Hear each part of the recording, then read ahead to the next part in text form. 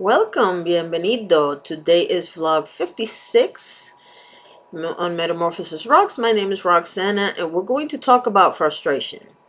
And I think I already named one of them frustration, but I don't care because this is a different example.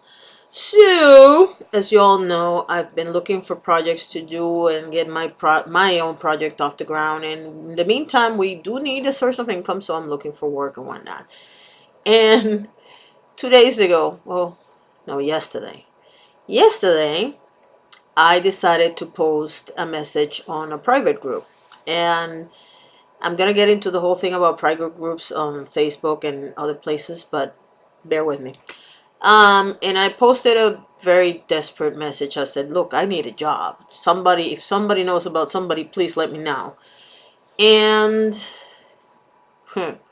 the results were overwhelming, to be honest with you. People I don't know, who I've never met, sending me places where I could go, asking for my resume, setting up things for me, and none of these people know me. All they know is that whenever there's a topic in that group, I go ahead and try to contribute as much as I can, but they don't know me personally. And that made my day, to be honest with you. It made my day because when I go online, yeah, every once in a while I will post something that is a little, well, depending on whose side you're on, it might be a little bothersome for you. But I try to stay in. To give you the perfect example, the other day I was posting something about healthcare, and I was trying to tell people we need to stop this whole thing about Republicans and Democrats and just work together on something that works. And because I'm tired of the whole you versus me thing. And so whenever I go to the groups online, I try very hard to stay on the positive side of things. I try to look for something positive to say or something positive to add to the conversation.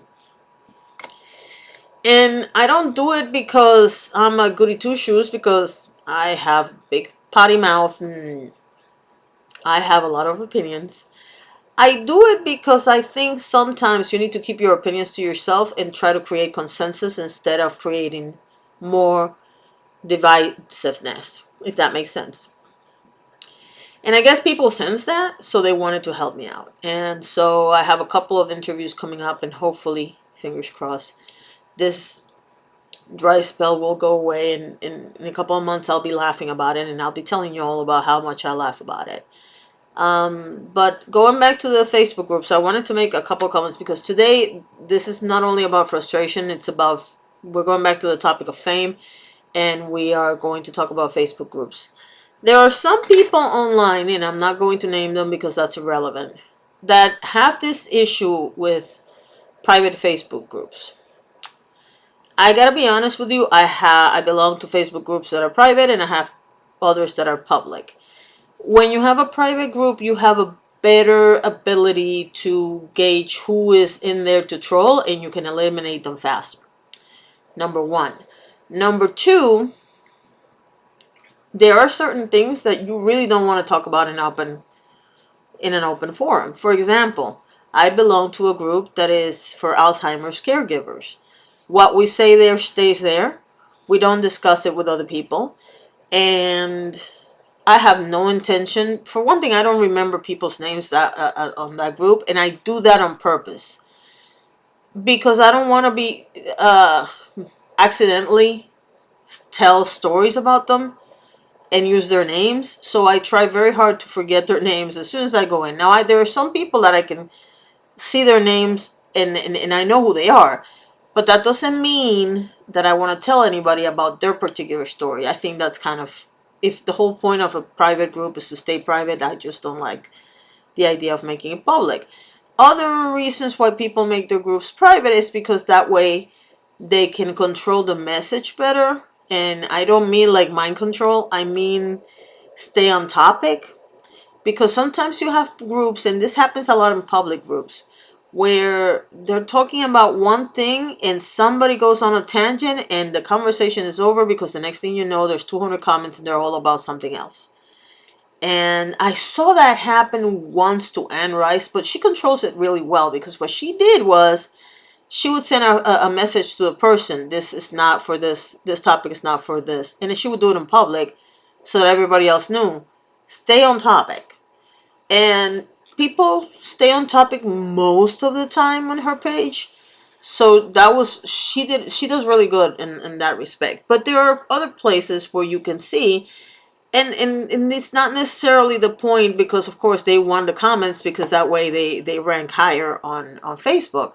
But the perfect example is when you go to CNN or Fox or any of the news networks.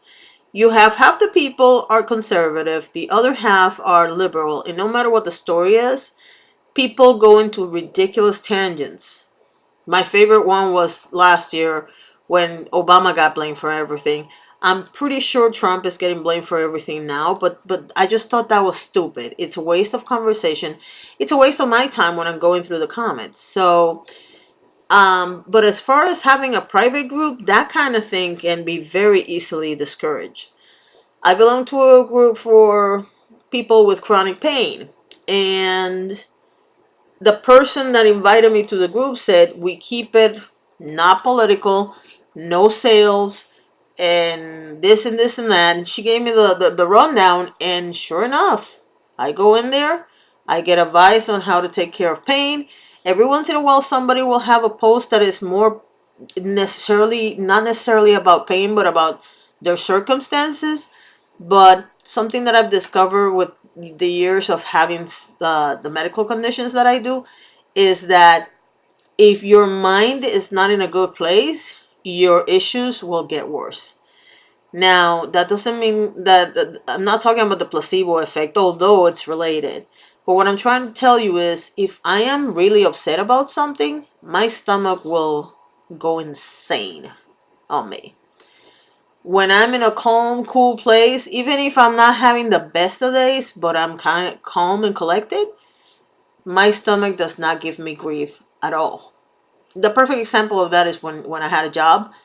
I was always terrified that if I went to work one day, it would, because of the stress and my job was really stressful, that it would just kill my stomach and it would be all over. Well, usually, every once in a while it would happen, but usually, most of the days I could handle it because that stress is work related. It had nothing to do with me personally, and for some reason, don't ask me why, my brain knew that.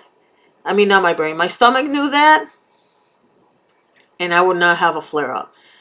Because when I have flare ups, it's really bad. Like, I'm having a flare up right now, and it's been a horrible day, and I have an event tonight. And I'm still going to the event. I refuse to give in to this crap.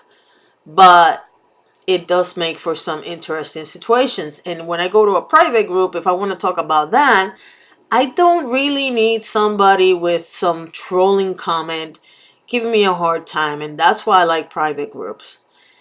So that's all I want to say about that. Now, the third thing that I want to talk about is we're going back to the issue of fame for two reasons. Number one, this whole apology thing. Jeffree Star had an apology, it was really good. Then Gigi Gorgeous had an apology and it was horrible. And here's the thing, I've always complained about this on YouTube because I think it shows a lack of originality. And it's the fact that if one YouTuber does one kind of video and that video turns out to be popular, then everybody wants to do the same thing. You see this a lot in beauty gurus where they start doing my favorites. Next thing you know, you'll have 500 YouTubers doing my favorites. I don't care. And the reason why I don't care is not because I don't like the YouTubers in question. It's because it's obvious you liked it or you didn't like it when I see the video where you review it. So why are we repeating ourselves? Number one. Number two, more importantly, you're cutting your own watching time. Because if people know that at the end of the month you're going to do a faves and worst or goods and bads or whatever, why are they going to watch all the videos for the rest of the month? You're making yourself a disservice, but that's up to you if you want to do it. As in the latest turn of this particular aspect, we have the apology video. Now, in the case of Jeffree, even though I was completely against him doing an apology video because I thought he didn't need to, I was very glad he did. He did a very classy job. It was very well made. But that has degenerated into everybody and their mother now want to make an apology video. Really? He did it because he felt he had to apologize for something. Do you have something to apologize for, or are you just apologizing because you want more money? I really don't get the whole thing about following other people by doing... Do you, boo? Do something original. Look, I don't have a lot of viewers. I have, according to this thing, I have 22 viewers, okay? I don't care, because I'm not getting paid by this. I am looking for work so I can keep on doing videos because I get entertained by this. And I hope I'm getting better every day. But I am getting... And here's the thing. I watch YouTube. I don't watch TV. I'd rather watch YouTube all day than watch TV.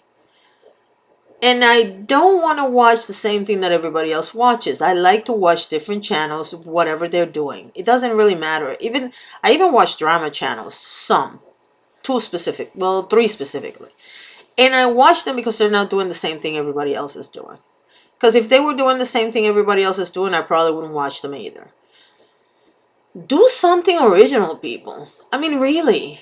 It's like, you look at people like Gary Vaynerchuk and Philip DeFranco and even the Young Turks, even though I don't agree with half of what they say. But they're taking a different tack. They're taking a different way of looking at things. Marie Forleo, oh my God, there's so many. In the drama, Peter Mon and Martin Lewis and Petty Page, these are people that are doing things differently. They're not doing the same crap that everybody else does. They don't have faves and worst, and they do their thing. You like it, you like it. You don't like it, you don't like it. There's a lot of people out there doing really cool stuff that you never know about because you refuse to venture outside of your 3 or 4 people that you watch. I don't do that. I watch everybody. I like to discover a new channel every week. Does that mean I have a lot of subscriptions? Yes, it does. Do I watch all of them every week? No, I don't. And now that I'm looking for work, I watch even less. But every once in a while, I like to leave it in the background running and I hear the stories while I'm doing something else. So I do watch a lot of stuff. There's a... I'm trying to remember their name because I know his channel is June's Kitchen. And Philip DeFranco gave him a shout out in his video, blew up, and he was really happy. And Rachel and June is the channel where they are both together. And then June has June's Kitchen. And Rachel is an American living in Japan, and June is her husband, who happens to be Japanese. And they have a great channel. It's a beautiful channel. We found another channel where it's a dad and his kids, and they talk about living in Japan. I think they're from Canada. Those kind of things are very different from everything else everybody else is doing. I guess I could do a channel about a Puerto Rican living in Florida, but there's so many Puerto Ricans living in Florida, and that's usually why I don't do it. You know what? That might be an idea for the Spanish videos, now that I think about it. But the bottom line, what I'm trying to say is this. Do something different. If one person apologized on a video, don't start everybody doing apology videos. It's ridiculous. And the second thing I want to talk about fame is the unfortunate incident of the Minnesota shooting where this young woman who happens to have a baby and is pregnant shot her boyfriend, husband, fiance, whatever you want to call him, because they wanted more views. And apparently he was the daredevil and he's the one who wanted the more views. Here's the thing. And I've said this about a lot of things. I said this about the guy that tried to break into VidCon. And I've said this about a lot of people. Being famous online is great if you have a purpose. If your sole purpose is being famous for the sake of being famous, it doesn't really do much. It might make you happy for a little while, but you will find out sooner or later that it's not First of all, being famous is not its all cracked up to be, and ask any celebrity and they'll tell you that no, it's not. And second of all, being famous for the sake of being famous without having any real talent on anything, and even daredevils have talents, because I'm going to tell you right now, stunt people in Hollywood, they make a lot of money because they take a lot of risks, but they have talent. Being a daredevil for the sake of being famous is not the way to go. I don't know if you guys remember, but a couple of years ago, or maybe it was last year, sometime between 2015 and now, because that's when my life took a little turn and it's all been a blur since then. But sometime between May 30th, 2015 and in I want to say December, because I know it happened before December. This guy was taking a selfie and accidentally shot himself on the head and killed himself. And it's all on video because I don't know how it happened, but he had the stupid camera on him. So being famous for the sake of being famous is ridiculous. Let's put it that way. And I'm hoping less and less people do it. And I'm hoping more and more people start getting into YouTube or any place. I mean, I don't care what the social media of choice is for you. If it's Instagram, Twitter, Facebook, get in there and show your real talent. Stop getting in there just to become famous. You know, you might have 20 fans for 2 years. And one day you might explode. You never know. So anyway, that's all I wanted to say for today. Thank you very much for watching and have a great day.